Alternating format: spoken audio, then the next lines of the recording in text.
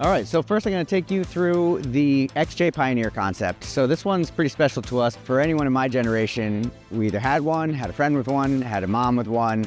It's something that definitely pulls the heartstrings, and so we wanted to kind of revisit one for EJS and kind of rethink it.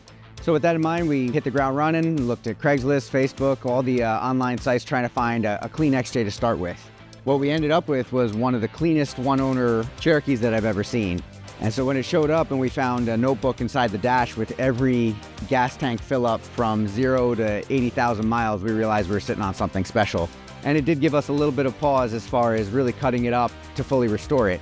So with that said, we were never going to leave it alone, but we did use a little bit of restraint. We kind of left the original gold factory paint on it and just kind of touched it where we thought it needed to be revisited. So it's kind of starting from the ground up. We redid the suspension.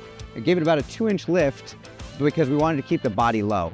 So normally when people modify XJs and you go anything bigger than a 31, you're looking at going a lot higher with the body itself. Instead, we wanted to keep the center of gravity low, and we ended up opening up the wheel wells and then redesigning the wheel flares to give it a factory look, but kind of keep it low. The wheels are 17-inch, and they're reminiscent of the wheels that originally came on this car, and now it has 33-inch tires with obviously quite a bit more clearance. Added some tow hooks up front, disconnecting sway bar. It's got 410 gears, so it should crawl pretty well. As we kind of move back, again, just retouching a few little details like the badges.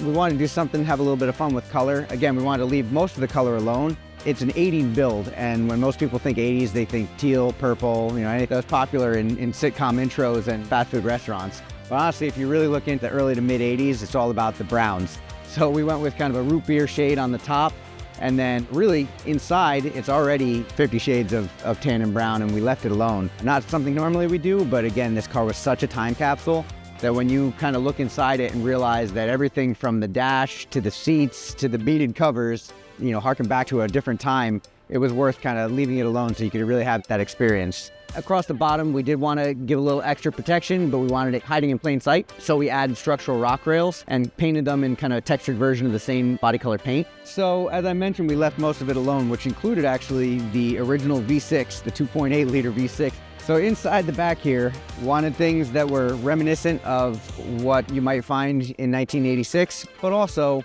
something that was useful for today's wheeling. So I got my brand new Apple Macintosh Plus personal computer, but that's actually concealing a cooler. And then I have my recovery kit as well, which is also hiding inside my original Labyrinth lunchbox here. And I even managed to find a cool old magazine article, which again, when this thing came out, it blew the doors off the competition. Everybody was so surprised that this little Jeep, in a world of big trucks, was able to just dominate. And so we have a special place in our hearts for the Cherokee nameplate, and especially for the XJ platform.